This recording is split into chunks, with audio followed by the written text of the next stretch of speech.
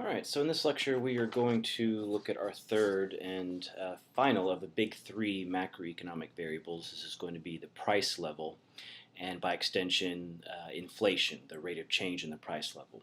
So when we talk about the price level, we're talking about the price of lots of things. So in the microeconomic level, we talked about the price of a particular good or service, and we looked at how the supply and the demand for a good or service combined to determine a particular good's price.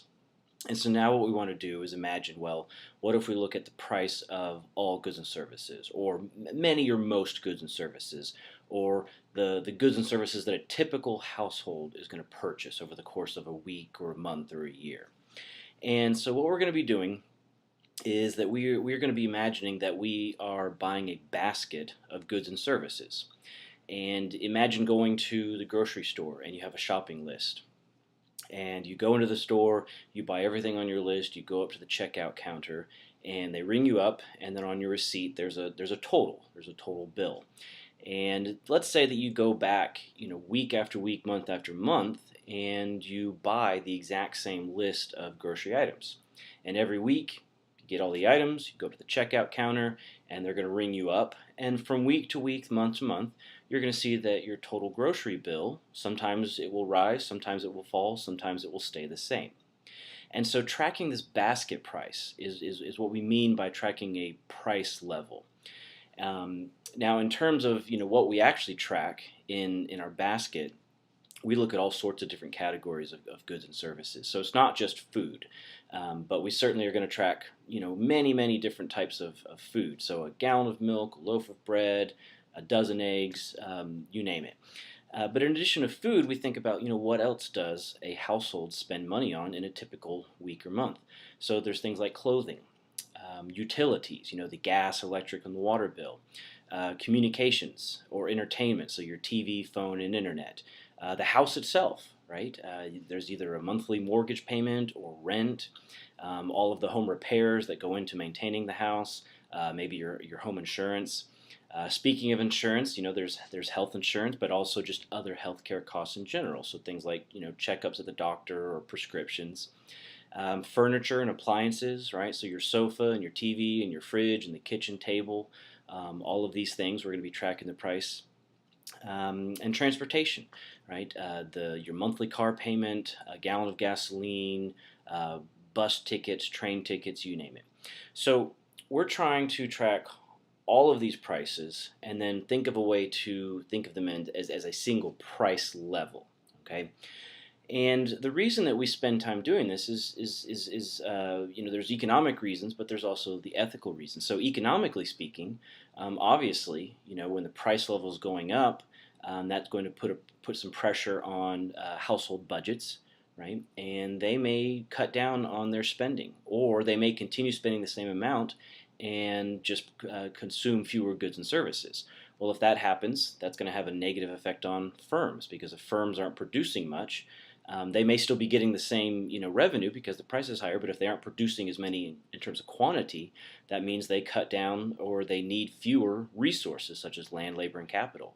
Well, when firms stop acquiring more land, labor, and capital, in particular labor, that means they may start laying workers off. And so now we've got unemployment, which is, again, we discussed in previous lectures. So when we talk about this price level, there's this definitely the economic perspective, but then there's also an ethical perspective. Because think about it, if the price of food goes up too much, or the price of prescriptions, or the electric rate goes up too much, households again are going to have to be making some really difficult choices. And in some cases, they may be able to just cut back on luxuries or extra items throughout the month. Maybe they cancel their cable TV subscription. It's not the end of the world. But eventually, if prices go up too much, they may have to start digging deeper into the budget. And so now it may become a question of, do I pay my electric bill, or do I pay the pharmacy, or do I, make sure there's enough food in the refrigerator? So clearly, just like with unemployment, we worry about people. We worry about whether or not people can afford to purchase the things that they need. And so for this reason, we also refer to the price level as the cost of living. And so we want to measure and track the cost of living within our economy.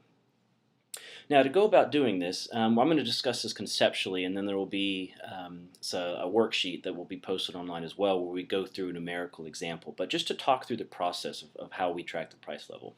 Again, we come up with this representative basket of goods and services. We track the individual prices of all the goods and services, and then we add them all up. And we do this month after month, year after year. Now, right from the get-go, as we track that basket price, we see that sometimes it rises and sometimes it falls. Sometimes it doesn't change at all. So we get a good idea of what's happening to the cost of living. But to go beyond, to take it one step further, what we then do is once we've tracked these basket prices, we convert those basket prices into a price index. And the process of indexing data is really useful because it's going to make it a little bit easier for us to make quick comparisons between any one year in time or any one period in time and what we refer to as a base period, which is kind of our point of reference. So if we've got many years of basket price data, what we do is we pick 1 year as our base year, our base period, and we put every single year's basket price into the same formula. We simply take the ratio of each year's basket price to the base year's basket price. And again, we'll walk through the handout, the worksheet that will be posted later. And so simply just this number over the base number, this number over the base number, this number over the base number, and then we multiply that by 100. And so then what we do essentially mathematically is we simply take the basket prices and we transform the basket prices into index values. At this point, what we can do, either looking at just the raw basket price or our price index data, is we can calculate the rate of change in the price level. So this is similar to calculating economic growth, where we calculated the percentage change in GDP, or GDP per capita. And so all we need to do is we take the information from two different time periods, and it can be either our basket prices or we can use the price index values, and we simply take the difference between the two. So the basket price in the second time period minus the first, divided by the basket price in the first time period times 100. And what this is going to do is simply show us, at what rate did the price level change from one period to the next. And we do this for every year. Of course, if we, whatever year is the first year, we couldn't calculate that year because we wouldn't have the previous year's data. But as long as we have any 2 points in time, and it could be, week to week, month to month, year to year, it could be from 1 year to 10 years in the future, or from 1 month to 12 months later. Just so long as we know which one's first, which one's second, we can calculate this percentage change. And we denote this percentage change with the Greek letter pi. Now, once we've calculated pi for every year, we want to be able to describe what's going on.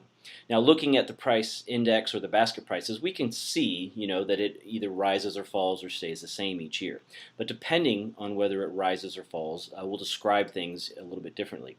Now, if we see an increase in the price level, we refer to this as inflation, the price level going up. If we do the calculation for pi, if we calculate the percentage change in the price level, we would get a positive value. So for example, if we saw that this year inflation was 2%, positive 2%, that suggests that the price level increased, and we would say that we experienced inflation in that time period. Now alternatively, we might crunch the numbers and we might end up with a negative value for pi. And so what this suggests is that the price level actually decreased. So for example, if we crunch the numbers and we got negative 1.2%, that means that the price level fell by 1.2%. And in this case, when we see just a general decrease in the price level, we refer to that as deflation. And so you can think of it like a balloon, right? When prices go up, it's like inflating a balloon, but when prices go back down, right, we're letting some air out of the balloon, we're deflating it. And so we do that for every year. So every single year we have a distinct value for pi, and then if it's positive or negative, we classify it as either inflation or deflation. Now, that pi, remember, is comparing the price level from 1 year to the next. What if we compared pi from 1 year to the next? What if we compared the rate of change in the price level from 1 year to the next? So for example, let's say that in the first year we measure and we determine that prices rose by 3%. Okay, so prices rose, they went up by 3%. And then another year passes, we crunch the numbers again, and we see that prices again went up. So again, we're experiencing inflation, but this time they only went up by 2%, right? So in one year, prices went up by 3%. In the next year, they went up by 2%. When we see this decrease in the rate of change of prices, we refer to this as disinflation. So not quite deflation, right? Because what's happening again is prices are going up in both years. It's just in the second year they went up at a slower pace. So it's kind of like driving your car and you've got your foot on the gas and you're going forward at 3 miles per hour. And then what happens if you take your foot off the gas a little bit? Well, you're still going to be moving forward, but maybe now your speed has dropped down to 2 miles per hour. Okay. Now the last way we classify what's going on with prices. This is something that is rare and something we certainly hope to avoid, and that's what we call hyperinflation. And this simply means really extreme levels of inflation. Now, there's no no set rule of when a country experiences hyperinflation. Historically, economists would say that a country that saw 50% increase in prices over the course of a single month would experience hyperinflation. Of course, the problem then is, well, what if it just jumped this one month and then it stayed constant? Or what if it jumps one month and then falls another, the next month, right? Maybe it was just a one-time thing. So what we do is we extend the time frame, and so we consider what's happening to prices over the course of an entire year. And so now our rule of thumb for recognizing inflation, or excuse me, hyperinflation, is inflation of 100% per year. So in other words, from January 1st of one year to January 1st of the next year, we would see prices, the price level double, increase by 100%. Some historical examples of this would be Germany in between World War I and World War II during the Weimar Republic.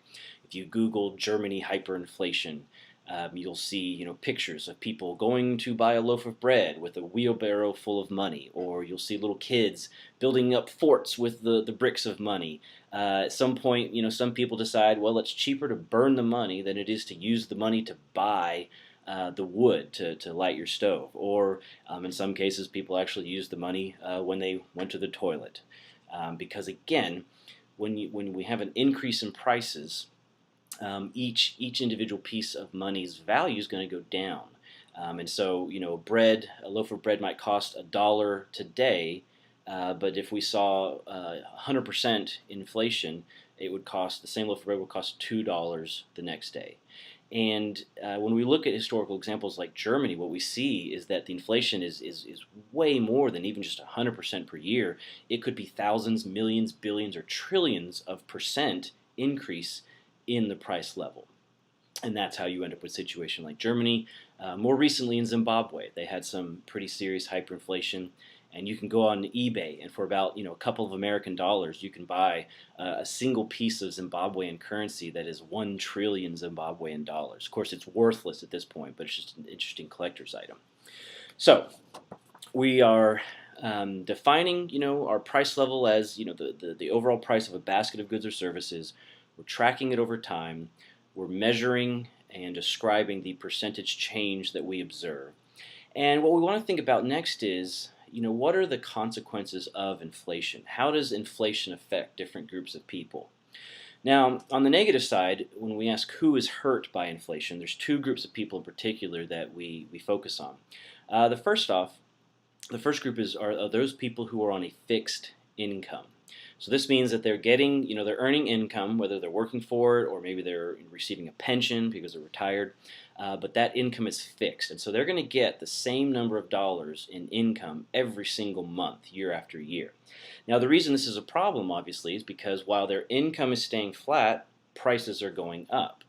And so what we say is happening is that these people on fixed income are losing purchasing power, right? They get the same number of dollars, but those dollars don't go as far as they used to. And as long as their income remains fixed, they are going to receive no compensation for the loss of their purchasing power. Now, another group of people that's going to be hurt are people who are trying to save their money, or perhaps people who are lending their money to other people. And the reason is this, because when you save your money, you put it in the bank or you lend it to somebody, the reason you're doing this is because you're going to expect some interest in exchange. So you lend the money, you save the money, you receive the money back at some future date, and when you factor in the interest, you're going to have more dollars. The problem is, again, prices may be rising in the meantime. So while the number of dollars you have is increasing, the purchasing power of each individual dollar is decreasing. Right? The money is losing value over time, even though it's growing in number. And so the problem becomes, or this becomes a severe problem when the amount of interest you earn is actually less than the increase in the price level. So imagine that a bank is paying you 2%, right, on your savings, and so you put your money in, you come back, you have 2% more dollars. But what if inflation increases by 3%, right? So if you put $100 in a day, and they offer you 2%, you'll get $102 back, right? So you have two more dollars, but that $102, once you factor in the 3% inflation, is actually going to be able to purchase fewer goods and services than the original $100 that you put in the bank. And so that's why inflation is obviously going to be a concern for people trying to save and lend their money. Now, on the flip side, we have some groups who are either not necessarily hurt when inflation occurs, or they may actually benefit from inflation. So we kind of compare and contrast these with the previous two groups. So rather than fixed income recipients, we can look at flexible income recipients. And what's going to happen in this case is, rather than having a fixed income, people that receive flexible income are eligible or granted a cost of living adjustment.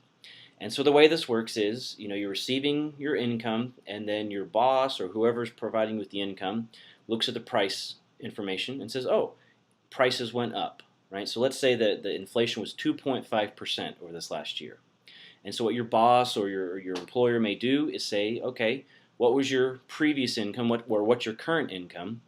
Well, we're going to start paying you more. We're going to give you a cost of living adjustment in order to offset the effect of inflation. In other words, if your income was fixed, you'd be losing purchasing power, and by doing this adjustment, you are going to be compensated for that loss of purchasing power. Now, how much of a raise are you going to need to offset the inflation? Well, simply, enough to match the rate of inflation. So if prices go up by 2.5%, then you would expect that your income would rise by 2.5% as well. And if it rises at exactly the same rate as the increase in prices, then you would be perfectly compensated, right? You will be no better, you will be no worse off in terms of how much stuff your income can purchase. And so one of the example problems we'll cover in the worksheet is a cost of living adjustment. It's just a simple calculation to compensate people for the loss of purchasing power. Now the second group, the last group to discuss, are people who actually may benefit when prices are rising. And so this is the flip side of the savers and lenders. So people who are going out and borrowing money today, or they are trying to spend money today, right? They're going into debt. Well, eventually they're going to have to pay those dollars back, right? Plus some interest. But in contrast to the savers, right, who are being paid back less in purchasing power, their money has less value. Well, what if you're the person borrowing, right? What if you're the person doing the paying back?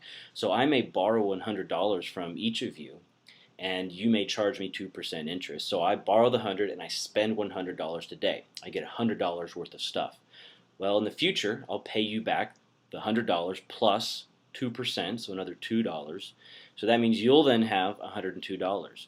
But again, what if inflation goes up by 3%, right? So even though I'm paying you back more in dollars, I'm paying you back less in terms of purchasing power, right? Because I spent the $100 today, and that $100 today is worth more in real terms than the $102 that I would pay you back in the future.